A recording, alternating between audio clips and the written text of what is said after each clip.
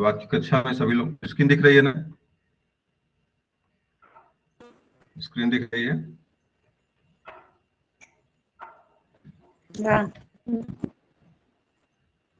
तो स्क्रीन दिखाई पड़ रही है?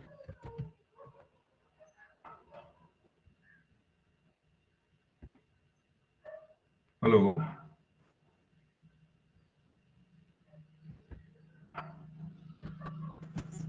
स्क्रीन नहीं दिख रही क्या?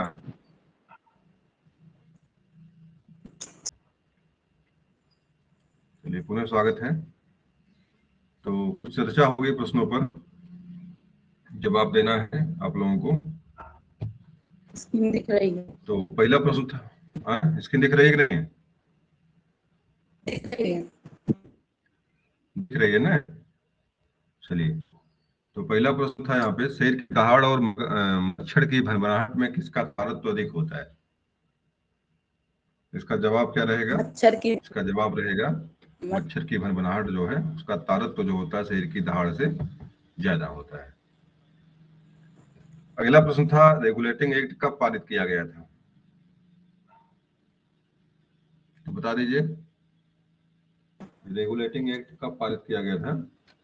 याद है डेट? 1773 का डेट है। 1773 में रेगुलेटिंग एक्ट पास किया गया था। और अगला प्रश्न था कि विभिन्न भौतिक गुणधर्मों वाले परंतु समान रासायनिक गुणधर्मों वाले तत्व क्या कहलाते हैं? इसे, इसका कहने का तात्पर्य यहाँ पे है कि आपका कोयले से आपका हीरा बनता है, कोयला से हीरा बनता है और हीरे को कोयले का अपरूपक कहा जाता है। आपके चूना पत्थर से संगमरमर बनता है और चूना पत्थर का अपरूपक कहा जाता है। तो मतलब ये है कहने का कि उसका रासायनिक गुण एक हो लेकिन उसका भौतिक स्वरूप थोड़ा सा बदल गया हो, उसको हम क्या बोलते हैं? वही मैंने अपरूपक का नाम लिया, इसको हम अपरूपक बोलते हैं। अपरूप बोलते हैं मतलब उच्च रूप उसका जो होता है। जैसे कोयले सा, कोयला थोड़ा सा कम निकृष्ट टाइप का है और आपका हीरा क्या हो जाता है, उत्कृष्ट हो जाता है। चूना पत्थर की कीमत कम होती है लेकिन संगमरमर की कीमत ज्यादा होती है, तो इस तरह से इसको हम उसका अपरूपक बोलते हैं। अगला है, होम रूल लीग किसने प्रारंभ किया था? बाल बाल गंगाधर गंगाधर तिलक का तिलक। नाम यहाँ पे है और एनी का भी नाम इसमें आता है, दोनों लोगों का। प्रोफेसर अमर्त्य सेन को किस क्षेत्र में योगदान देने के लिए पुरस्कार दिया गया था? क्षेत्र कौन सा अर्थशास्त्र। इनका है? लोक कल्याणकारी अर्थशास्त्र है, उसमें कई तरह के प्रश्न आते हैं तो दुविधा में पढ़ना रहिएगा। लोक कल्याणकारी अर्थशास्त्र है, कल्याणकारी अर्थशास्त्र के क्षेत्र में इन्हें जो है लोगन पुरस्कार मिला गया। प्रथम किसी अर्थशास्त्री को जिसका संबंध भारत से है उसको पुरस्कार दिया गया था। तो प्रथम बार पुरस्कार किसे दिया गया था भारत में? प्रथम पुरस्कार किसे दिया गया था?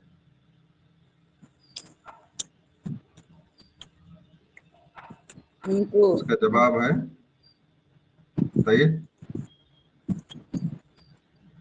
गीतांजलि पर मिला था रविन्द्रनाथ टैगोर को 1913 में। रविन्द्रनाथ टैगोर। और बताओ किसी महिला को कब दिया गया था? भारत में किसी महिला को पुरस्कार किसको दिया गया है? रजनी नायडू।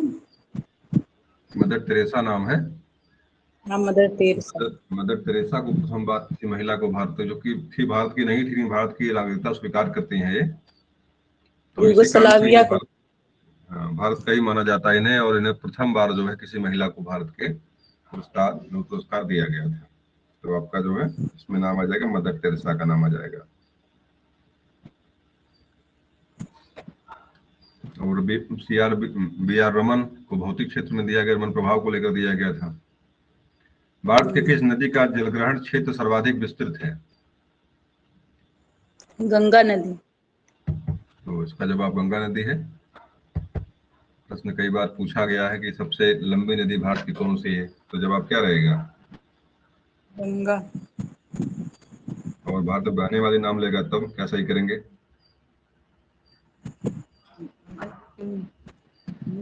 बहने वाली सबसे लंबी नदी कौन सी है, क्या सही करेंगे? इसका जवाब हो जाएगा ब्रह्मपुत्र। भारत में बहने वाली मतलब निकलती कहीं और से है, और सबसे लंबी नदी भारत की कौन सी हो जाएगी तब? इसका जवाब ब्रह्मपुत्र हो जाएगा। अगला प्रश्न आ जाइए, विश्व का पहला कार्बन मुक्त शहर कौन सा है? अभी आया था। देख लीजिए एक बार जवाब इसका। न्यू कैसल नाम इसका है, अपने इस देश कैसल। का है। थोड़ा सा जानकारी नहीं ले पाया इसकी मैं। जनगणना महानिबंधक रजिस्ट्रार पद का सृजन कब किया गया? तो 1949 का डेट है ये। 48 या 49 का डेट है, 1949 का डेट है। नासिक के जैक्सन हत्याकांड का प्रमुख अभियुक्त कौन था? तो थोड़ा सा कठिन तालक तरह का प्रश्न है। अनंत कन्हेरे नाम इनका है। असगरी बाई किस क्षेत्र से संबंधित हैं? तो ये ध्रुपद गायकी से संबंध इनका है। असगरी बाई से उस्ताद बिस्मिल्लाह खां का पूछता है, शहनाई वादक जो थे। तो बहुत सारे लोग हैं जो विभिन्न क्षेत्रों से जुड़े हुए हैं। राजकुमारी का पूछता है, जो नृत्यांगना है। माधुरी दीक्षित का भी पूछता है कि इसका संबंध किस किस नृत्य से है, भरतनाट्यम। तो बहुत सारे प्रश्न जो है नाटकी से, गायकी से आते हैं। वंश परंपरा तथा विकास किसके द्वारा तय होता है? जो वंश परंपरा चलती है बच्चों के, तो विकास जीन्स। का जो होता है, इसका जवाब है जीन्स। वंशानुक्रम के आविष्कारक कौन थे? Gregor John Mendel. किस देश के निवासी थे? Gregor John Mendel America. Czechoslovakia. यूकोस्लोवाकिया। तो वो मदर चेकोस्लोवाकिया टेरेसा। नाम देश का है, यूरोप का ही देश है ये। वहीं के निवासी थे, पादरी थे ये। मतलब जो ईसाइयों का जो होता है वहां पे रहते थे और वहीं पर काम करते थे। उन्होंने ही जो है इस पर शोध किया, लाल और सफेद मटर पर। बाद में चूहे पर भी प्रयोग करते हैं। अगला प्रश्न है, महारानी विक्टोरिया को किस वर्ष भारत का सामग्री बनाया गया था? महारानी विक्टोरिया सामग्री भारत कब बनी थी? सीधे जो डायरेक्ट जो है इंग्लैंड से जोड़ दिया गया 17 था। 18 हाँ। 1700 18 स्वतंत्रता संग्राम 58 कब हुआ था? प्रथम स्वतंत्रता अठारह सौ संग्राम कब हुआ था? 57। उसी की एक वर्ष तुरंत, मतलब समाप्त होने के तुरंत बाद जो है इन्हें सामग्री बनाया गया था भारत का। तो 58 का डेट हो जाएगा। 57 में हुआ था संग्राम। तो 17 58 सही कर लेंगे, 1758। 1700 नहीं, 1800 1858 है। 1858, 1700 नहीं है। और 0 अंश सेंटीग्रेड पर वायु में ध्वनि की चाल कितनी होती है? तो तापमान बिल्कुल 0 हो तो ध्वनि की चाल क्या होगी?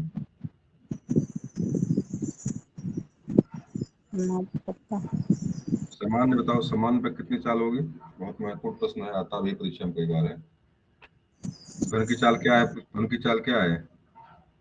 331 30 प्रति मीटर 332 से। मीटर पर सेकंड है। 332। देख लीजिए मीटर एक बार, प्रति। इसका 331 होगा 0 पर, और नॉर्मल पे जो है 332 है। 332 मीटर पर सेकंड है।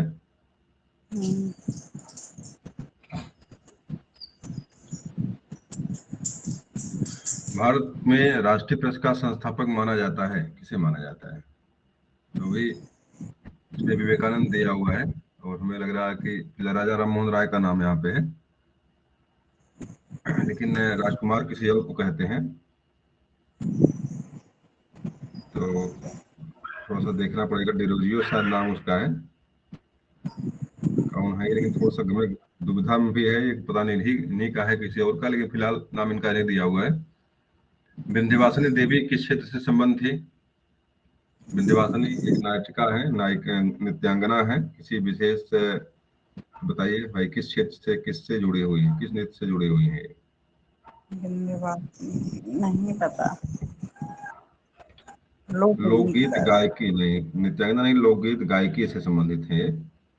कोई लोकगीत गाती होंगे। 2 ग्रहों के नाम बताइए जिनके कोई उपग्रह नहीं है। कौन कौन से ऐसे ग्रह हैं जिनके कोई उपग्रह नहीं है? बुध शुक्र। चलिए बहुत बढ़िया। बुध और शुक्र के पास कोई उपग्रह नहीं है। और अमेरिका खोज किसने किया था? वास्को डी गामा, कोलम, वास्को डी गामा भारत आया था। कोलंबस कोलंबस का जवाब है कोलंबस। कोलंबस ने खोज किया था अमेरिका की। प्रथम रजिस्ट्रार जनरल कौन थे? चलिए छोड़िए इसको, मैं इसको जवाब दिखा देता हूं। तो आर.एस. गोपाल स्वामी, आर.ए. गोपाल स्वामी। काशी हिंदू विश्वविद्यालय की स्थापना कब हुई थी?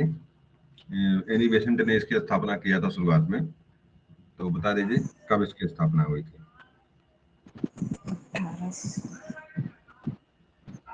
1916 का डेट शायद है ये।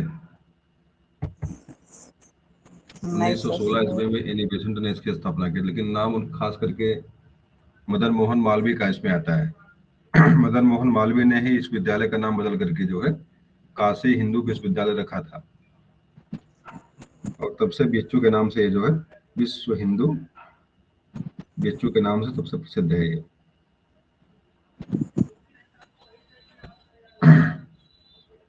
अगला प्रश्न है, भानु भारती किस क्षेत्र से संबंधित है? भानु भारती तो रंगशाला है, छोड़िए, चलिए छोड़िए इसको। मनुष्य की श्रव्यता सीमा कितनी होती है? मतलब किस सीमा तक हार्टेज को सुन सकता है मानव? 20,000। 20 से 20,000 तक। 20 से 20,000 हार्टेज तक की ध्वनियों को सुन सकता है। इसे श्रव्य ध्वनि के नाम से जानते हैं। तो अपश्रव्य ध्वनि की सीमा क्या है? अपश्रव्य ध्वनि की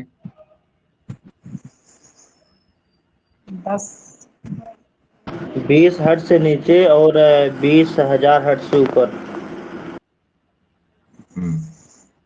मतलब हम लोगों की सुनने की जो क्षमता है मनुष्य की, 0 से अपश्रव्य की बात करेंगे अगर जो है तो 20 से नीचे ही आएगी वो।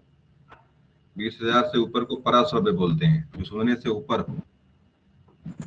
पराश्रव्य का मतलब होता है जो सुनने से ऊपर हो। पराश्रव्य मतलब सुनने से परे जो हो, उसको नाम, उसका नामकरण जो किया गया है। नीचे की मैंने ना सुनने की बात किया, सुनने से जो परे हो, जो सुनने से नीचे हो। सुनने से नीचे 20 से नीचे आपका है, सुनने से ऊपर जो है वो 20,000 से ऊपर है। इन कुछ चीजें, कुछ जीव जंतु ऐसे हैं जो पराश्रव्य ध्वनियों को सुनते हैं, नाम बताइए उनका। बिल्ली, कुत्ता, ये सभी हैं। पशुओं के पास लगभग क्षमताएं होती है, और एक ऐसा जीव है जो पराश्रव्य ध्वनियों को देख भी सकता है। बताइए देखने वाला कौन है? तो वहां मधुमक्खी का नाम एक आता है, मधुमक्खी का नाम। मधुमक्खी पराश्रव्य ध्वनियों को देख भी सकते हैं, और एक जीव है जो इसको पैदा करने की क्षमता रखता है, पराश्रव्य ध्वनियों को पैदा कर लेता है, उसी की सहायता से उड़ता। नाम बताइए क्या है, कौन सा जीव है? चमगादड़।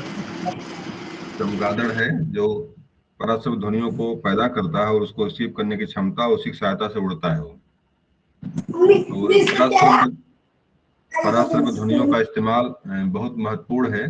जैसे किसी टंडल की सफाई करना हो या सूखी सफाई करनी हो, इस तरह के कामों में जो है, या कुहासे को उड़ाना हो वायुयान को चलने के लिए, इन सारे कामों में आपके पराश्रव्य ध्वनियों का इस्तेमाल होता है। सोनार नामक यंत्र एक है, परीक्षा में बार बार टच करता है इसको, है का इस्तेमाल का प्रयोग, सोनार का प्रयोग जो है पराश्रव्य ध्वनियों के सहयोग से ही होता है। का काम होता है, समुद्र के अंदर कोई चीज अगर गिर गया है, कहीं खो गया है, तो ये सब पता करने के लिए क्या करते हैं, सोनार नामक यंत्र का इस्तेमाल करते हैं। और नीचे की कोई जहाज कोई टूट फूट के गिर गई हो, कुछ गिरा हो, इस तरह की चीज उससे को पता लगाते हैं उससे, पर सोनार नामक यंत्र से। और पराश्रव्य ध्वनि का इस्तेमाल वो करता है।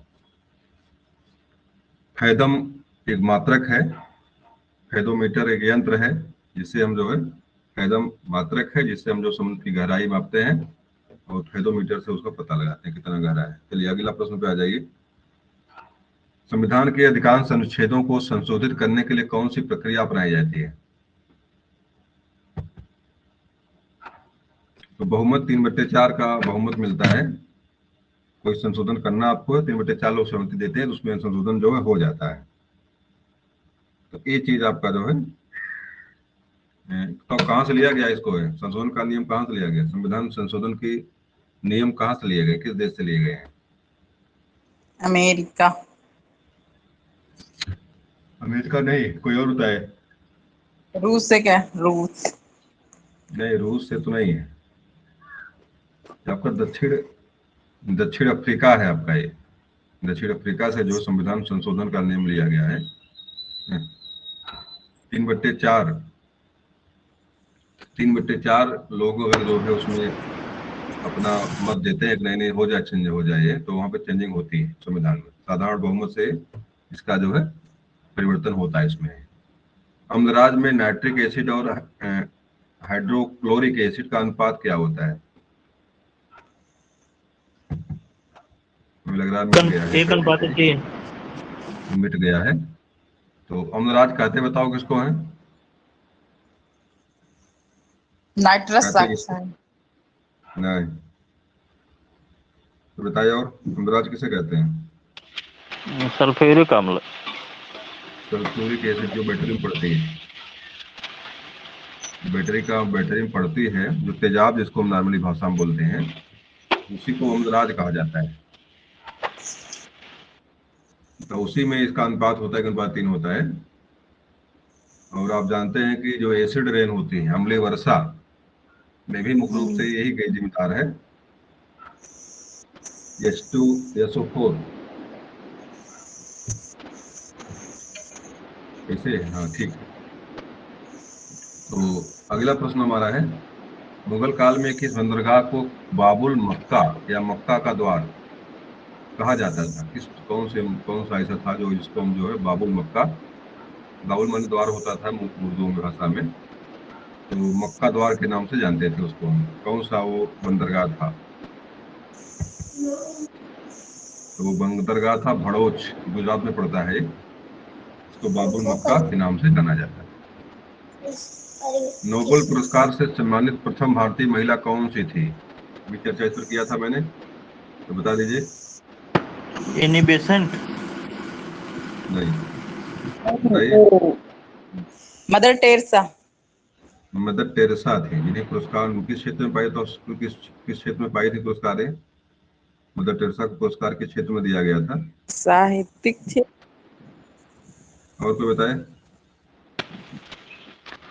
वो शांति के क्षेत्र में पाई थी सर। विश्व शांति के समाज लिए, सेवा वाले। समाज सेवा और विश्व शांति के लिए उन्होंने काम किया था।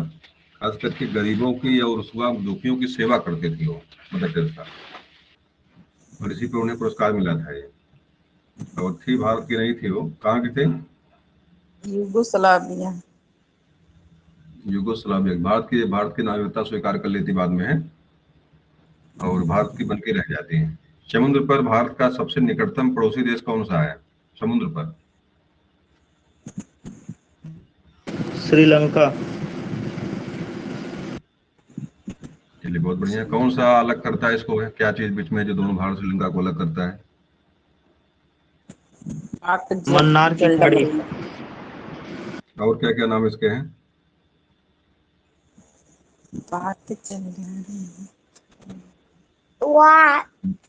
पाक जल डमरू मध्य, मन्नार की खाड़ी।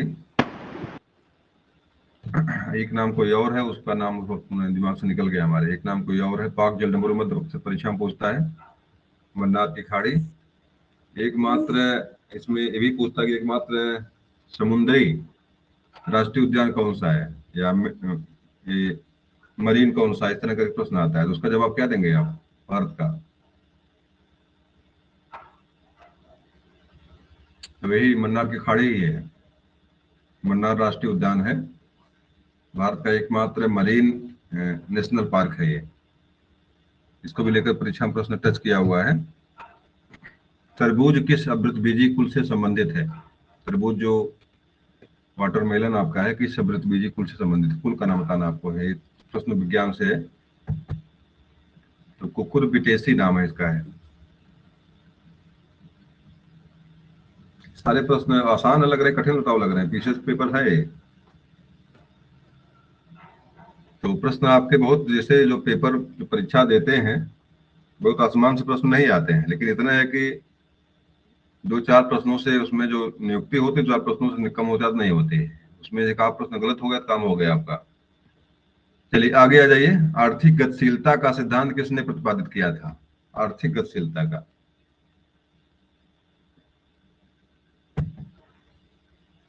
डब्ल्यू रोस्टेव का नाम यहाँ पे है, उन्होंने आर्थिक गतिशीलता का सिद्धांत दिया था, इकोनॉमिक डायनेमिक इकोनॉमी। मेरी आवाज मिल रही है ना? मुगल कालीन किस व्यवस्था के तहत प्रशासनिक व्यवस्था का सैन्यीकरण किया गया? मुगल काल में एक व्यवस्था बनाई गई जिसके कारण प्रशासनिक व्यवस्था का सैन्यीकरण किया गया, नाम बता दीजिए क्या था वो? मनसबदारी व्यवस्था तो नहीं थी कहीं? चलिए, मनसबदारी व्यवस्था ही है जिसके द्वारा जो है सैन्यीकरण किया गया था। मनसब प्रदान करते थे, इसमें क्या था कि जमीन, विशेष जमीन देते थे और लोग उसी से अपना भरण पोषण और बाकी काम करते थे। सर्वप्रथम किस भारतीय साहित्यकार को नोबेल पुरस्कार प्रदान किया गया? प्रश्न बहुत महत्वपूर्ण है, परीक्षा में कई बार आया वो, बता दीजिए।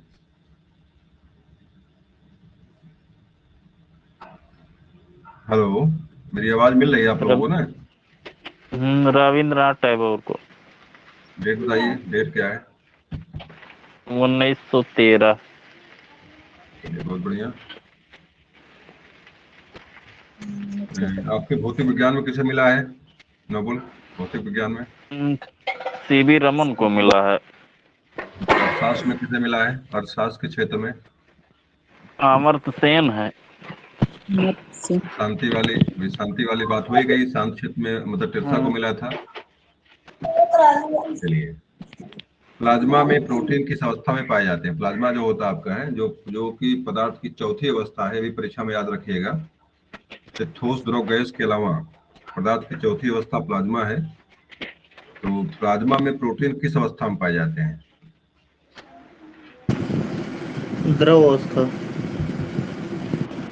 कोलाइड अवस्था दिया हुआ है यहाँ पे। कोलाइड माने क्या होता है भाई, मैं नहीं पता है, लेकिन यहाँ कोलाइड दिया हुआ है। लेकिन पदार्थ की चौथी अवस्था भी परीक्षा में सीधे प्रश्न आया हुआ है, याद रखिएगा इसको, प्लाज्मा। राष्ट्रीय महिला आयोग गठन किस वर्ष किया गया? महिला आयोग कब बना था?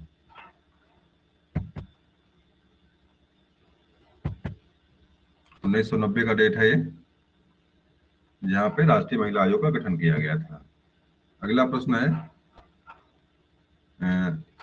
पित्रादुरा का प्रथम प्रयोग किसके मकबरे में किया गया था? अब पित्रादुरा क्या चीज है, इसके बारे में थोड़ा सा जानना कठिन काम है। हुमायूं का मकबरा है। पित्रादुरा क्या चीज है पता नहीं हमको इसके बारे में। चलिए, ये भी देखिए प्रश्न थोड़ा सा इंपॉर्टेंट है, आपके इतिहास का प्रश्न है ये। किसके शासन काल में 2 अस्पा, सी अस्पा रैंक लाया गया था? मतलब 2 घोड़ा और 3 अस्पा माने घोड़ा होता है। अस्पा से तात्पर्य जो है घोड़े से है। 2 अस्पा और सी अस्पा माने 3 अस्पा, 3 घोड़े वाले। एक किसी सैनिक को 2 घोड़े या 3 घोड़े दिए जाते थे, उसी को 2 घोड़े को 2 अस्पा और 3 घोड़े वाले को, सवार को, 2 अस्पा के नाम से जाना जाता था। तो ये व्यवस्था किस शासन काल में आया था? मुगल काल कौन था उसमें? मुगल कौन था उसमें, या शासक कौन था मुगल का? जवाब देख लीजिए। तो ये जवाब आपका जहांगीर है। जहांगीर के बारे में 2-3 प्रश्न इंपॉर्टेंट है, यहाँ से याद रखिएगा। जैसे चित्रकला को लेकर के, चित्रकला का स्वर्ण काल किसे कहते हैं? तो जहांगीर के काल को चित्रकला का स्वर्ण काल कहा जाता है। मतलब उसमें चित्रकला सबसे अपने जो है स्वभाव पर थी जहांगीर के शासनकाल में। और जहांगीर के शासनकाल में एक महत्वपूर्ण महिला थी और बहुत फेमस थी उसमें, नाम बता दीजिए उसका, इसी की पत्नी थी वो। अनारकली। अनारकली तो अकबर से संबंधित थी। बताइए भाई, कोई और बोले। अरे नूरजहां। नूरजहां इसी की पत्नी थी, जो भी चर्चा इससे पहले हुई थी। और नूरजहां सबसे पूछता परीक्षा में है कि जहां मतलब मुगल काल की सबसे प्रभावशाली महिला कौन से थे, तो इसका नाम आएगा नूरजहां। नूरजहां ने पूरा गवर्न किया था। जहांगीर जब पीने खाने में मस्त हो गया था, बिल्कुल शराबी था वो, तो उस टाइम पे नूरजहां ने जो है पूरा शासन सत्ता अपने बागडोर अपने हाथ में लिया था। और यहाँ तक कि जहांगीर के साथ उसकी मोहर भी लगती थी नूरजहां की।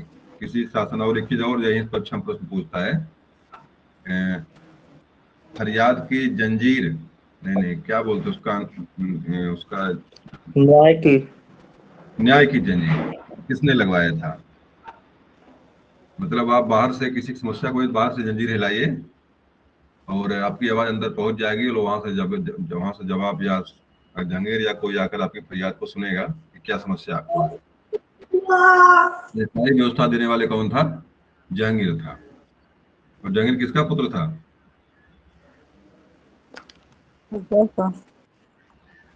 अकबर का पुत्र था। किसके आशीर्वाद से पैदा हुआ था? लोग कहते हैं किसी के आशीर्वाद से पैदा हुआ था ये।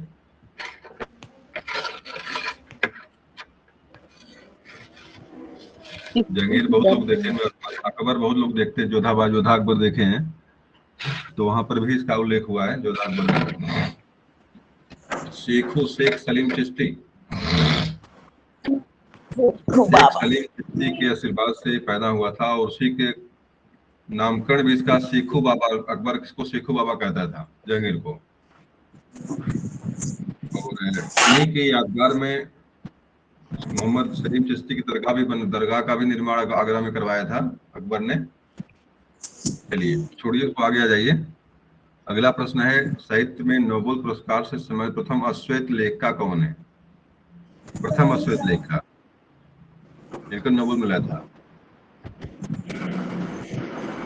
थानी मारिसन नाम इनका है, जिन्हें इस क्षेत्र में जो है प्रथम पुरस्कार मिला था। नाथुला दर्रा परीक्षा के लिए बहुत इंपॉर्टेंट। नाथुला दर्रा को लेकर प्रश्न परीक्षा में आते हैं, जो फेमस होते हैं सिक्किम में।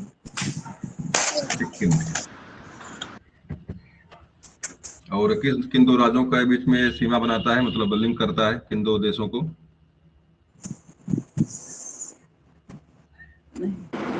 तिब्बत और भारत को जोड़ता है।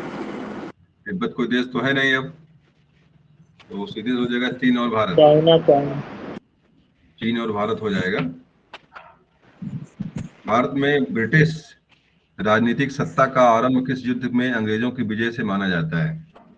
युद्ध कौन सा था जहाँ से ब्रिटिश सत्ता शुरू, मतलब माना जाता है हाँ आज से हो गई सत्ता भारत में? तो युद्ध कौन सा था? कोई बताए? ये तो आना चाहिए। प्लासी का युद्ध था सर। प्लासी के युद्ध से तो एक तरह से सत्ता में आए थे वो लोग, प्रथम बार जीते थे। इसके बाद पुनः 2 युद्ध हुए हैं और वो बक्सर का युद्ध शायद है, वो बक्सर का। देखता हूँ जवाब क्या है।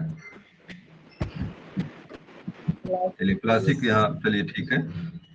प्रथम युद्ध तो प्लासी का ही हुआ था उसको, लेकिन मुख्य रूप से जहां से सत्ता काबिज होती भारत में है अंग्रेजों की, वो बक्सर का युद्ध था। बक्सर प्लासी की डेट बताइए कोई, कब हुआ था युद्ध?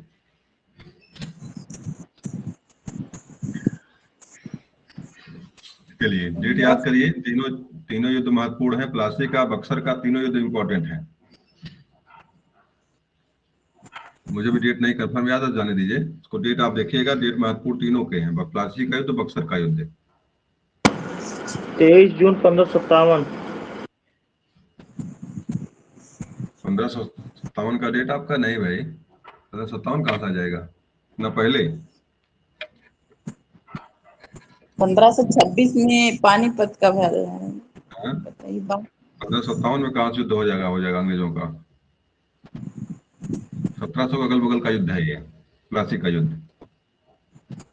1726। चलिए देखिएगा, इसको देखिएगा, 1700 अगल बगल का युद्ध है ये, प्लासी का युद्ध। और 1757 में 56 में तो अकबर ही था।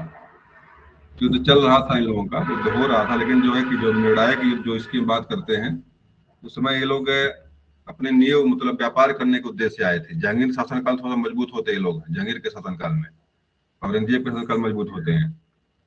अकबर के समय में महत्वपूर्ण नहीं थे, अकबर ने इनको दबा के रखा था पूरी तरह से, मात्र व्यापार करने वाला काम करते थे उस समय। ईस्ट इंडिया कंपनी की स्थापना भारत में कब हुई थी? ईस्ट इंडिया कंपनी भारत में कब आई थी? 1600 ईस्वी। 1600 ईस्वी में आई थी। चलिए, भारत में किस राज्य में निर्धन लोगों की सर्वाधिक संख्या है?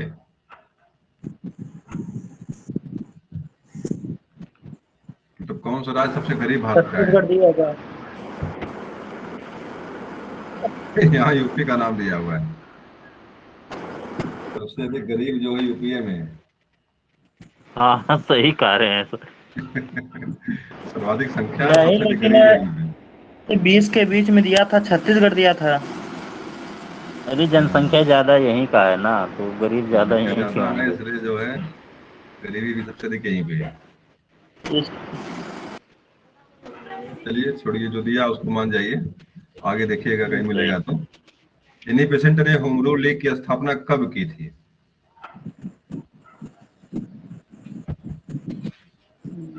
1916। तो देखिए 16 का डेट यही है, और 16 की में ही स्थापना हुई थी उसकी, हिंदू विश्वविद्यालय की, बनारस वाला जो है। एनी बेसेंट ने ही उसकी स्थापना किया था, 1616 1916 में किया था। और हेनरी अल्काट करके नाम आता है, जो इसके संस्थापक हैं, इसके होम रूल लीग के। भारत के नहीं है वो, कि भारत में शुरुआत करने वाली कौन थी? एनी बेसेंट, और एक नाम और कौन सा था वो? लाला मदन मोहन मालवीय। बाल गोविंद, क्या नाम उनका है? उनका नाम याद नहीं आ रहा है। चलिए,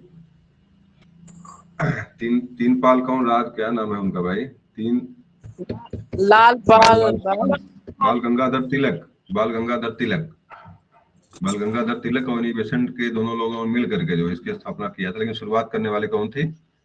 एनी बेसेंट ने ही 1916 में शुरुआत किया था इसकी। ये मजबूती देने वाले इसको वही थे। रविन्द्रनाथ टैगोर को किस कृति के लिए 1913 में नोबेल पुरस्कार मिला था? वही प्रश्न, वही चर्चा इस पर हुई थी। पतंजलि। पतंजलि है। हाँ भाई।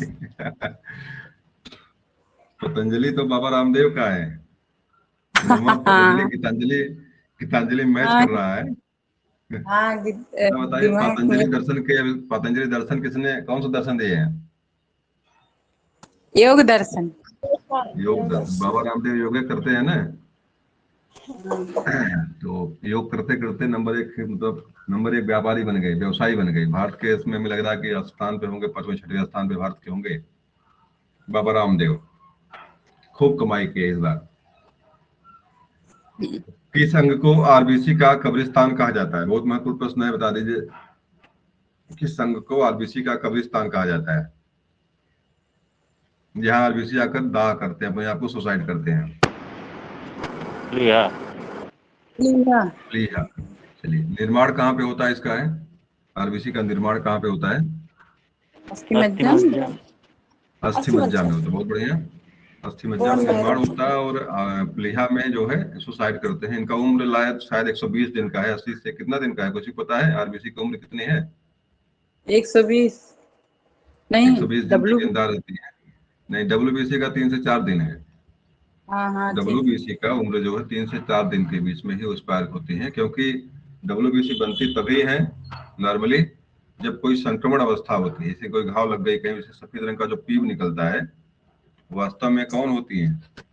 वो डब्ल्यूबीसी ही होती है, जो सफेद रंग की निकलती है। और कहीं त्वचा कट जाए तो आपको देखता होगा कि एक त्वचा के नीचे एक सफेद रंग की लेयर दिखती है आपको, तो वो डब्ल्यूबीसी ही होती है। डब्ल्यूबीसी को शरीर का रक्षा कवच कहते हैं, body guard of the human body. मतलब रोगों से रक्षा करने का काम कौन करती है? डब्ल्यू बीसी करती है, व्हाइट ब्लड सेल करती है। और आरबीसी का अलग काम है, आरबीसी मुख्य रूप संवहन वाला काम करती है। जैसे किस चीज को कहाँ पहुंचाना है, आपके रक्त में घुलकर जो आपका श्वसन ऑक्सीजन जाता है उसको हर अंग तक पहुंचाना, हर अंग से वहां से नाइट्रोजन को वापस लेके आना, पोटेशियम। या कार्बन CO2 को वापस ले आना, मतलब भोजन पचने के बाद उसकी मात्रा को हर जगह तक सप्लाई देना। ये काम किसका है? इस सही काम मुख्य रूप से आरबीसी का है। नहीं नहीं, धनगरम। आरबीसी का है। और डब्ल्यूबीसी का काम मुख्य रूप से क्या है? रोगों से रक्षा करना, बॉडीगार्ड वाला काम। वैसे घुसते ही पहले जो फायर करो, और पहले ही मार डालते हैं, उसके बाद जो घुस जाते हैं, कुछ घुस के चोट तो पड़े रहते हैं, वही लोग जिंदा रह पाते हैं। अगला है, राज्य सरकार को कानूनी मामलों में सलाह देने के लिए कौन अधिकृत है? तो राज्य सरकार को सलाह कौन देता है? राज्यपाल। महाधिवक्ता। महाधिवक्ता महाधिवक्ता इसका होता है। जवाब है, महाधिवक्ता इसका जवाब है। और ध्वनि का वेग अधिकतम किसमें होता है? ये चर्चा इस पर हुई थी, बता दीजिए। ठोस में। ठोस ठोस एल्युमिनियम। में होता है। और एल्युमिनियम 6400 किलोमीटर प्रति सेकंड की रफ्तार से जो है ध्वनि जो आपके एल्युमिनियम में जाती है। 1400 के अगल बगल पानी में इसकी रफ्तार है। तो कभी कभी माध्यम देके पूछ लेता है आपसे कि मतलब इस माध्यम में इसकी रफ्तार कितनी है। 332 मीटर प्रति सेकंड रफ्तार आपके जो है हवा में है। निर्वात में ध्वनि का आगमन नहीं होता है, मतलब माध्यम कोई न कोई चाहिए ध्वनि को। अच्छा, ध्वनि को टकराहट को रोकने के लिए घरों में कभी कभी देखते होंगे आप लोग, ऊपर लगाते लोग कुछ है, क्या करते हैं भैया, उससे क्या होता है? उससे कहीं ध्वनि कहीं रुकती। भरुका स्कूल को उसमें मतलब ऊंचा नीचा खाला ऊंचा बनाते हैं। एक चीज ध्यान गौर किए होंगे, घर घर में प्लास्टर घर में अगर हो गया है या लग गया आपका है तो वहां पे ध्वनि बहुत ज्यादा टकराती है। घर घर में अगर अभी जो है सीमेंटेड नहीं हुआ है या प्लास्टर नहीं हुआ है तो वहां पे ध्वनि जो है तो ध्वनि को शोषित कर लेते हैं। कुछ माध्यम होते हैं जो ध्वनियों को नियंत्रित करते हैं। चलिए, ध्वनि का वेग अधिकतम हो गया। अब जवाब इसका जवाब देख लीजिए। देखिए यहाँ पे लोहा। लोहा दिया हुआ, वही चीज मैं कह रहा था आप लोगों से पहले से, मतलब इस्पात कहीं दिया था, यहाँ देखिए लोहा दिया हुआ है।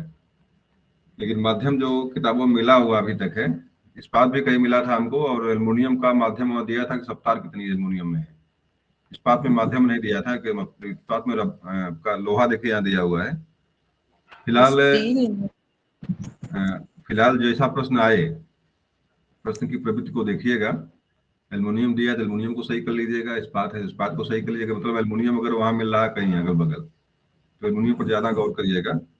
कभी कभी जो है मान लीजिए यहाँ हो सकता है कि जो प्रश्न परीक्षा में आया हो वहां पे एल्युमिनियम ना दिया हो, इसलिए यहाँ लोहा दिया हुआ है।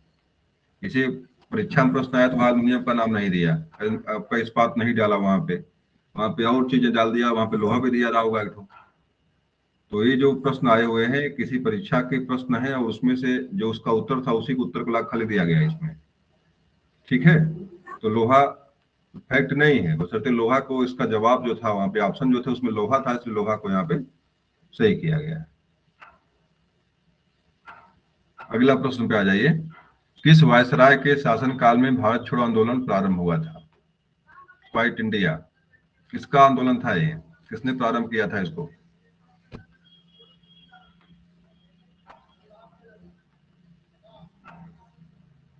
महात्मा गांधी का था भारत छोड़ो आंदोलन। कब प्रारंभ हुआ था? 1942। 8 अगस्त 1942 का डेट है ये। करो या मरो, डू और डाई का नारा दिया था महात्मा गांधी ने। इसी में परीक्षा में प्रश्न पूछता से गए कि गांधी जी ने डू और डाई का नारा किस आंदोलन में दिया था और कब प्रारंभ हुआ। दोनों चीजें महत्वपूर्ण आपके लिए यहाँ पे है। तो डू और डाई का नारा, करो या मरो का नारा गांधी जी ने इसी आंदोलन में दिया था, और 8 अगस्त 1942 का डेट है ये महात्मा गांधी ने इसकी शुरुआत किया था। उसमें वायसराय कौन था? लॉर्ड लिन लिथगो के, लॉर्ड लिन लिथगो के वायसराय था उस समय। तो 3-4 चीजें यहाँ से आपको दिमाग पर रखना है कि आंदोलन प्रारंभ किसने किया था, नारा कौन सा दिया था, किस डेट में हुआ था ये प्रारंभ। चलिए अगले पे आ जाइए। मिस वर्ल्ड प्रतियोगिता को कितनी राशि प्रदान की जाती है? मिस वर्ल्ड प्रतियोगिता जो होती है उसमें राशि कितनी दी जाती है, धन कितना दिया जाता है?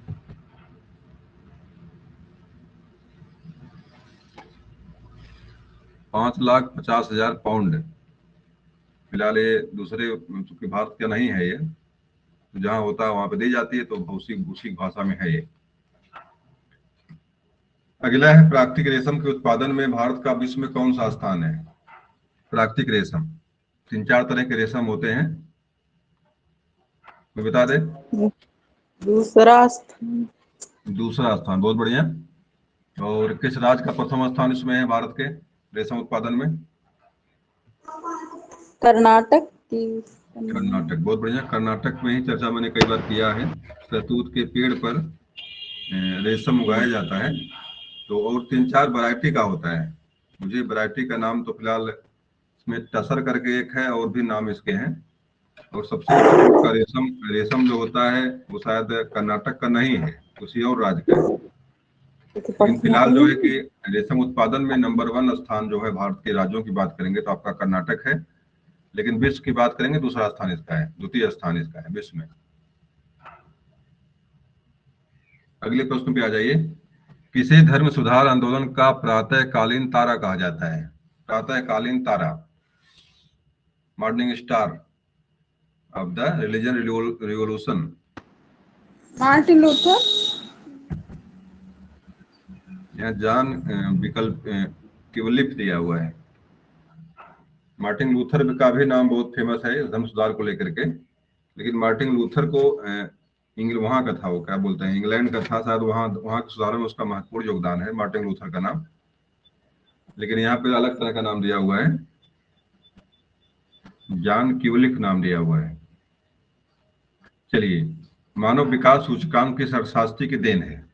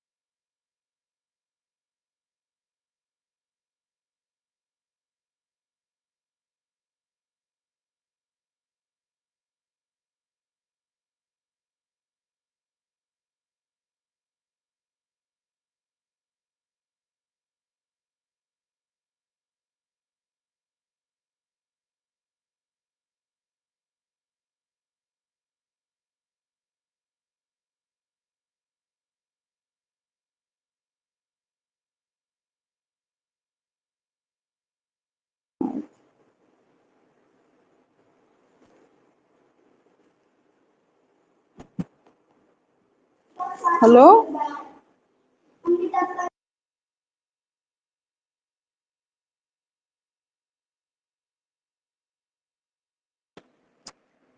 हेलो।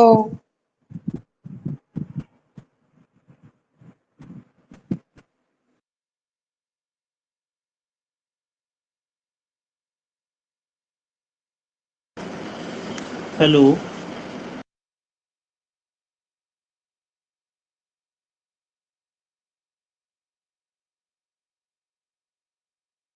हेलो, आवाज आ रही है सर? हेलो।